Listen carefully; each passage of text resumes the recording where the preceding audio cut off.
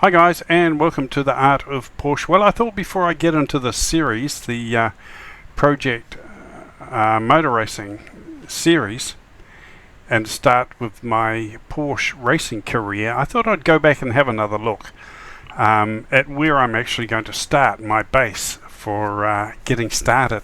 And I decided to make it a little bit harder for myself and go back even further to a lesser class and a lesser car than what was in the last video. I've gone right back to choosing this one, the 911 Carrera Cup Porsche, and I've started with a lesser balance rather than starting with 650,000. I've started with a balance of 100,000. So I am going to make it harder for myself, but the cost of this car is 38,250. Now I chose a silver one because my Porsche is silver, the Porsche that I own, and the wheels look just about the same. Standard Porsche wheels on there, very similar to mine. The ones you'll probably see in the introduction there, if you have a look at those. They're not the same, but I think they're similar. But the colour is about the same colour Porsche. I mean the same colour silver. Maybe mine's got a little bit more of a champagne colour to it, but it is basically silver.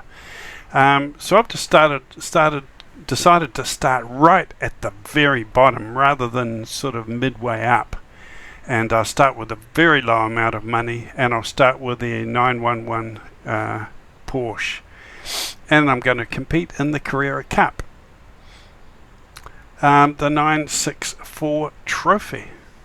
So that's what I'm going to do. I'm going to start right from the very bottom. So I'm going to confirm that I'm going to buy that car, 38,000. I deleted my profile, my career in the last video, so that I could start again right down at this level. Okay, so we can go to the garage from here, we can go to manage my team, or we can go to begin event. Next event calendar. Okay, so we've got 3 tracks in this competition. Historic Porsche Challenge North America. Which competition do I want? North America Challenge Germany, or the Historic Porsche Challenge in the UK? I'm going to choose the UK because that's where all my car parts will be if I need to buy cars or car parts. I've got the Historic Challenge Porsche Challenge in Germany. I think that'll be a nice one to do as well. Should be some good old classic circuits there, but I think I'm going to choose this one for a start. Historic Porsche Challenge in the UK. That will be good. I'm going to register for that. The cost of entry is $10,000. Yes. Right, so my budget's getting right down now. After buying the car and the entrance fee, I've only got $51,000 left in the bank. So I've got to drive very carefully, finish a couple of races and get some sponsorship money in. I've chosen the rolling billboard again to get my money in, to keep the lights on and the garage doors open, pay the staff and the mechanics and the engineers. So I haven't driven this car yet before. What you see here is the very first time ever, guys. So I'm going to go into drive now and take this car out on the track and see how it feels. And well, it could be nice, or it could be a real shocker. It could be a real shitbox. Who knows? But if it drives anything like my Porsche, of course, it will be an absolute dream. But I think it's going to take us a while to get the hang of it, to be honest. Out of all the cars you could choose to drive in a race, Porsche is probably the number one most difficult, simply because of the placement of the engine being towards the back. It takes a heck of a lot of skill to get to drive these Porsches and to keep up with the other racing cars that may be mid-engined or front-engined. So a lot of skill and practice is required. Okay, so it looks like we're going to have a little bit of a track tour. Northampton, I think that's where we were on the last video when I had my practice run, so we probably don't need to visit that, do the track tour again. Oh, look at the lineup of Porsches. Don't they look beautiful? They are gorgeous. Looks like they're all Porsches. They're all the same class car. Oh man, look at this.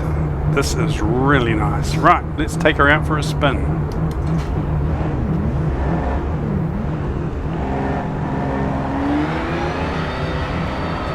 Yeah, they're all Porsches in this class. That's what I like. I'm not competing against Lamborghinis or BMWs or anything like that. I like this cockpit, guys. This looks nice, doesn't it? All clear. Look at the shine and the reflection coming off those windscreen wipers there. That is awesome. Do they actually work? Oh yeah. Windscreen wipers. I love the sound of this engine too. Okay, don't forget my tyres will be very, very cold.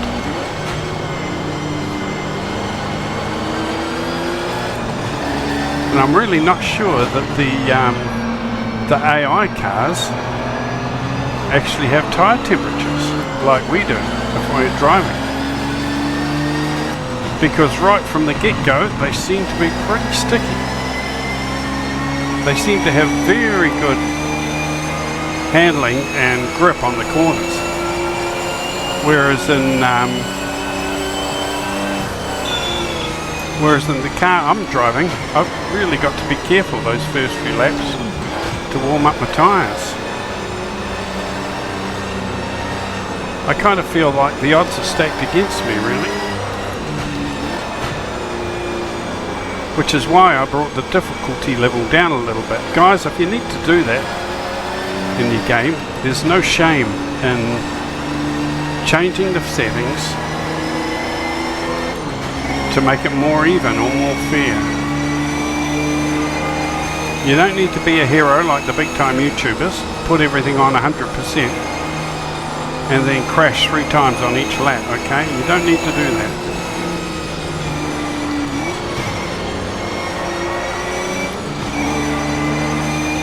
Now this feels not too bad. Quite happy with this.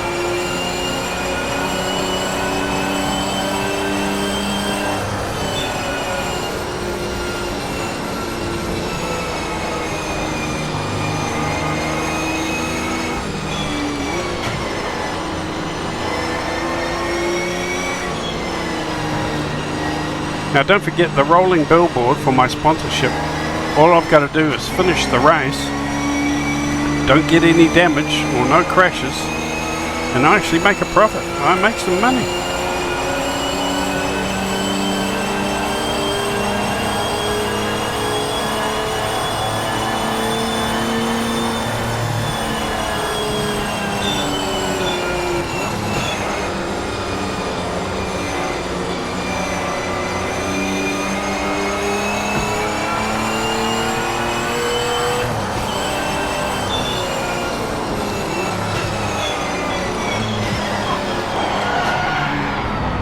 Well, nearly went off the road there. Stayed on the Tarsiel though.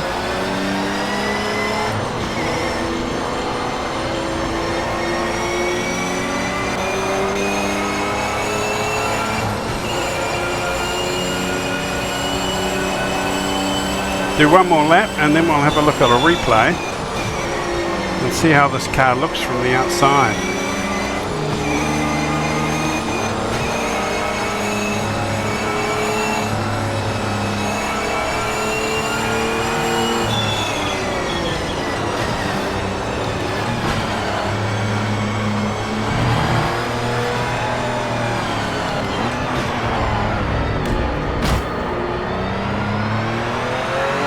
Bit of argy-bargy there. I think he gave me a whack on the side of my car.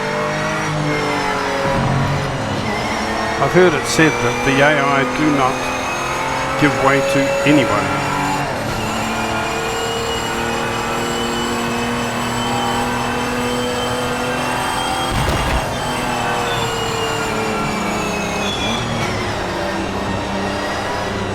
If they want to get through, they will push you out of the way. It's almost like real racing, guys. They don't want to give you an inch. You've got 5 minutes left. 5 minutes left in this practice run.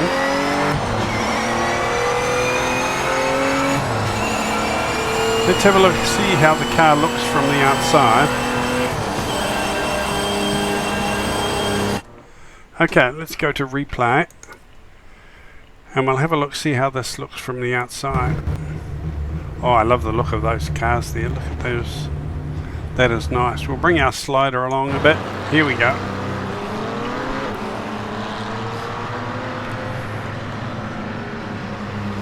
Now don't forget, just like the other video, I am slow and careful.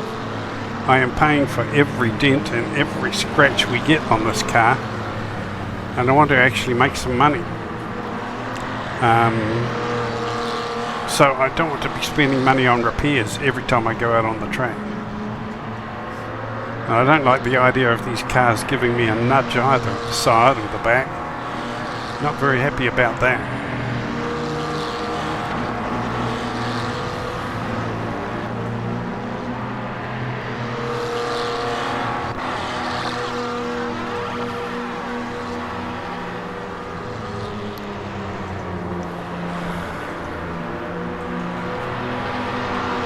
Now, can I change driver?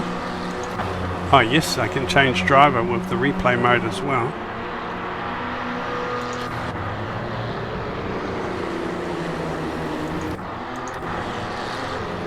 There we are.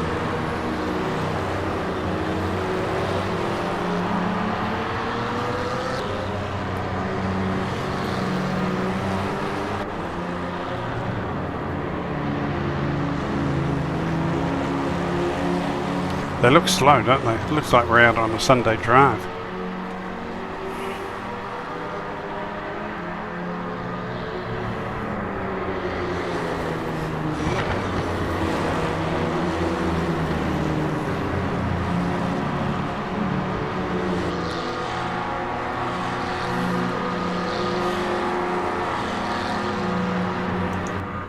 Yes, I like the look of that. Okay, let's do a couple more laps because it's our practice time. So I want to do a couple more laps and then we'll go back into the pits.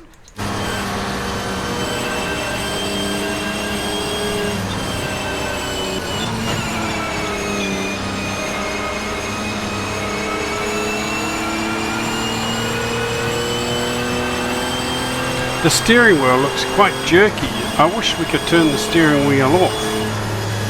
I know in Project Cars 2 you can actually have the steering wheel turned off, which is brilliant.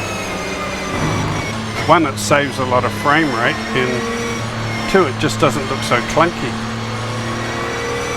But I'm not sure on this one that I can actually get rid of the steering wheel.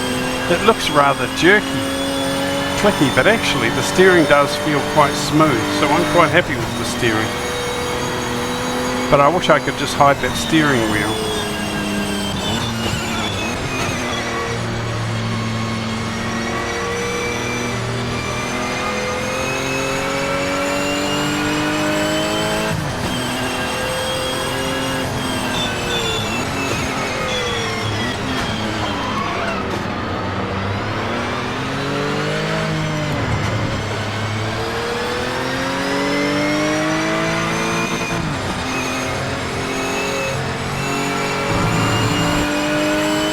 Right, we'll do one more lap.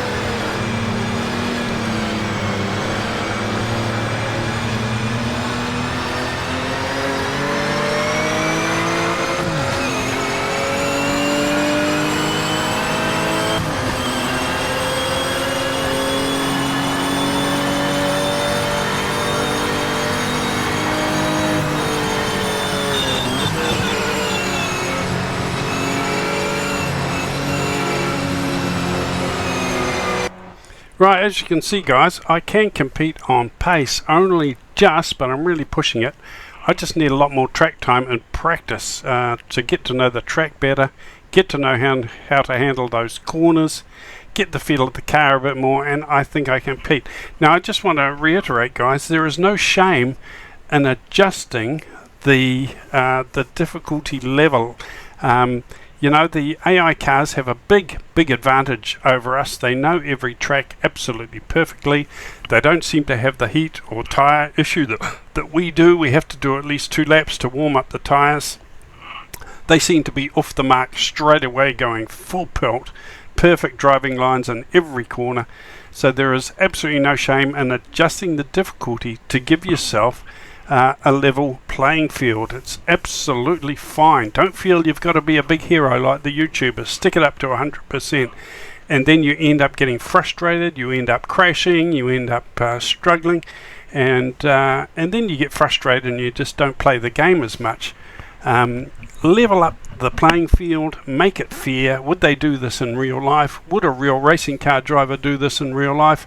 100% yes they would. Okay, it's normal guys, so just adjust the difficulty setting, bring it down as you improve, as you get to know the track, as you get better at driving, get to know the car. Slowly bring the difficulty level up again, bring it up to 50, 60, 70, and just slowly build your skill. Rather than just being a hero and crashing and burning, approach it like you would a real racing car series. If you were learning to drive, you would start off slow and with slower drivers, and you would slowly work your level up to being with the higher rated professional drivers. So that's what I'm doing, and I think it's right for me, and I recommend that you would do the same. Okay, I will see you on the next video. I'll see you on the next video when we're going to actually do our first race in this Porsche, and we'll get our series underway good and proper. I'm glad I went back and reselected, got my career started again, and reselected this classic Porsche because I just love the old Porsches. Like I said, I've got one myself and I love them, and I think it's a good place to start at the bottom, because that's about where my skill level is. Cheers guys, I'll see you soon on the next video. Over and out.